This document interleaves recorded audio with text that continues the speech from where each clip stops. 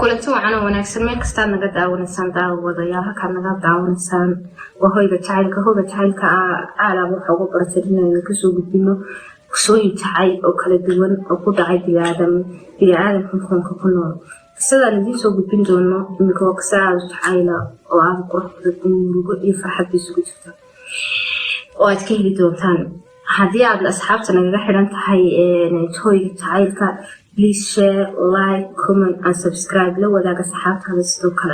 aad baad mahadsantihiin kusoo dhawaada qisada jacaylka waxay ka dhacday wadanka Soomaaliya intii aan dagaalada sokeeyay ama wadanka Soomaaliya aan burburin. qisada jacaylka waxa soo warisay gabadh Soomaaliyeed oo la yiraahdo magaceeda Aamina.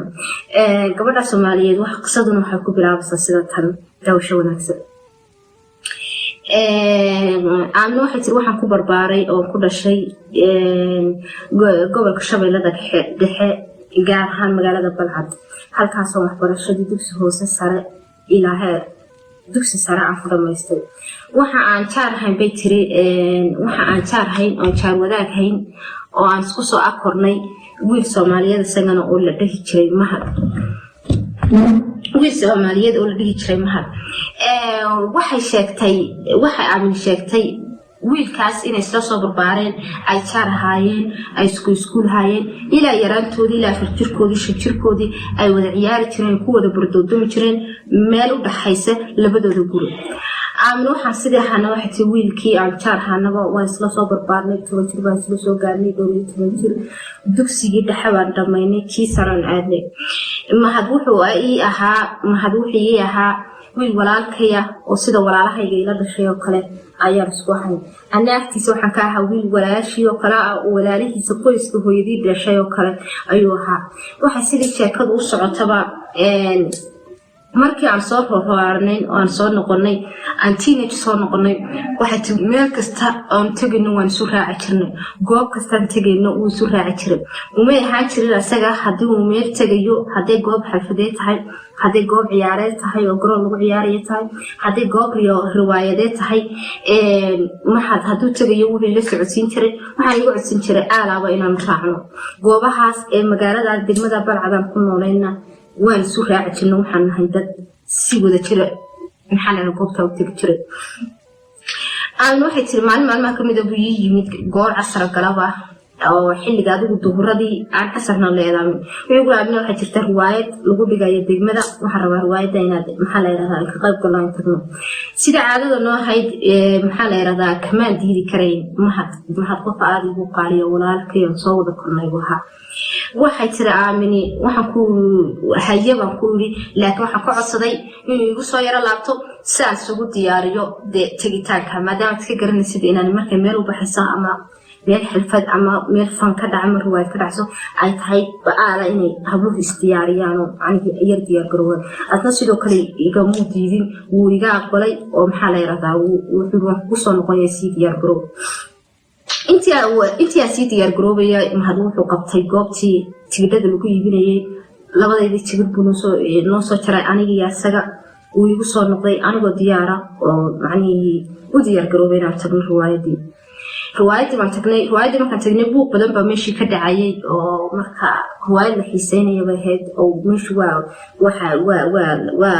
cid walisfeeyay oo aad baan isu fahmay si wanaag laakiin anagu maadaama xilli hore uu ka diyaar garoobo Mahad noo soo jaray aan tigidhada lagu galay haysanay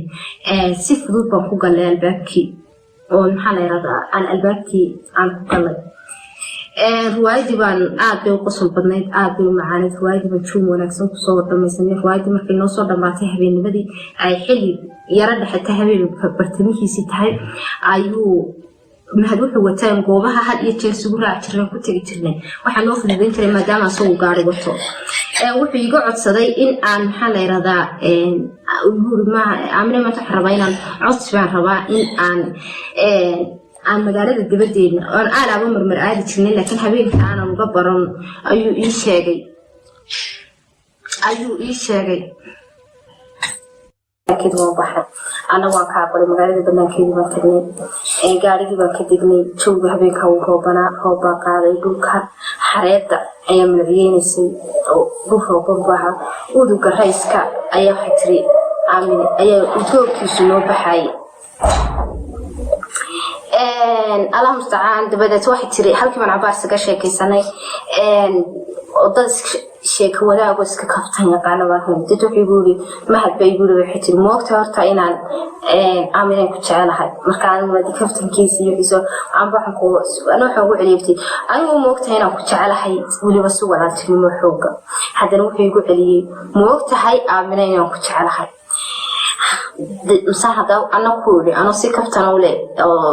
قصلية موقتها هنا أنا نقول ولكن ما حدا كتشعلها ما كيجا تعال كيجا أنا جو حكسيهين ولا الله ذا يدوق على أما يلمتها أما يجا قاري سنتحيو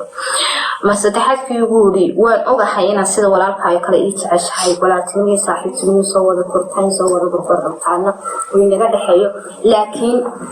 أنا كتشعل كاك الدوانة كتشعل درين فادريمي متبادلنا دريمي سابقو بشيء وان قرواي عاملين waxaan ku jecelahay jacayl dareen oo jacayl laba qof oo lamaana ka dhaxeeyo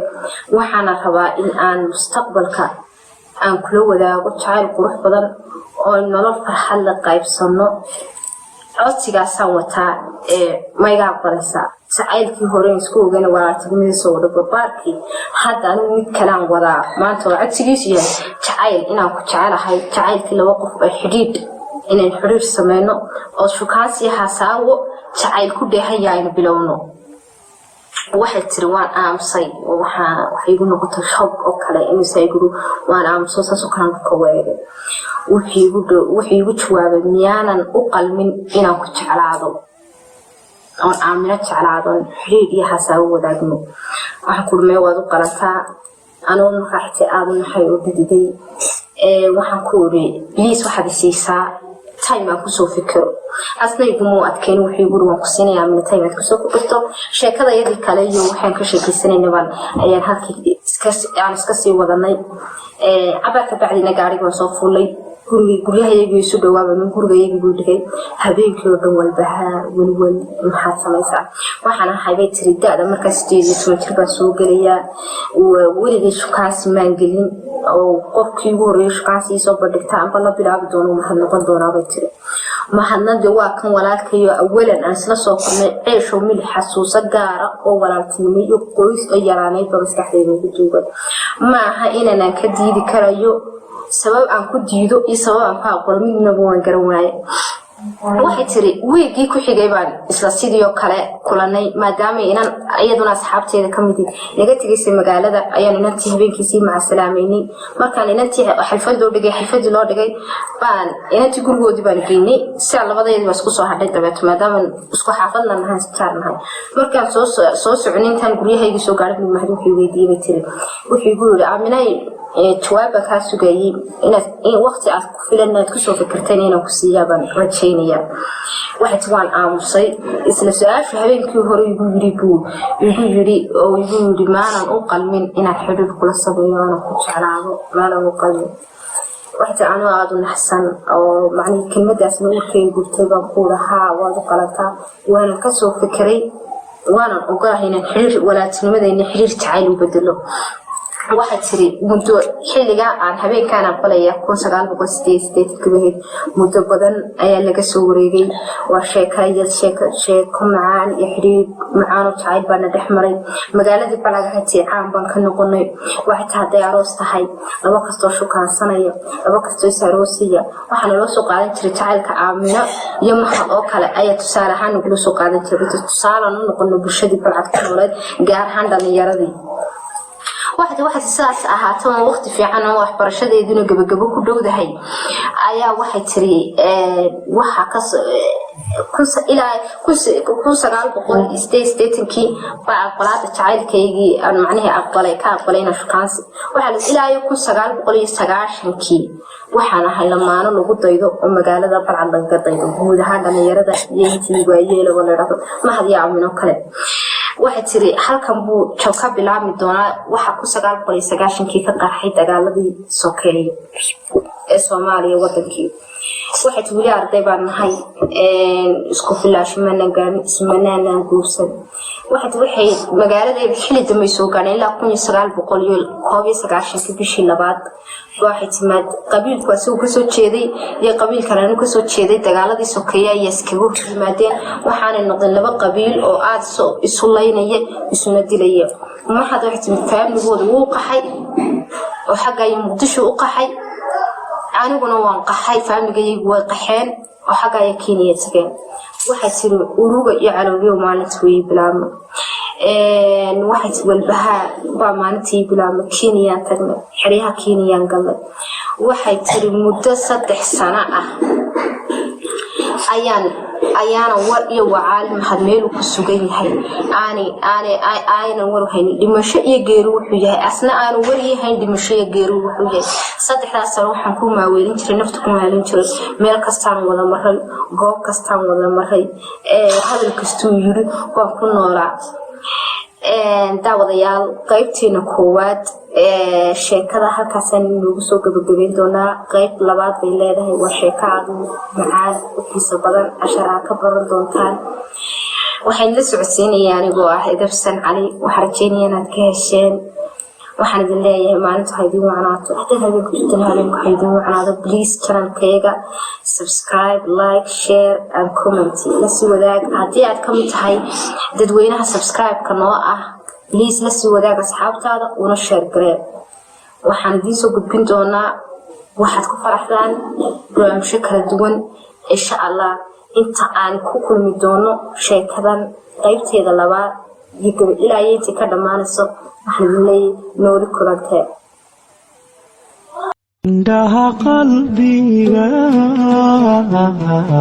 kayg ma fogo indhaha qalbiga kayg ma fogo waxaan yaaraga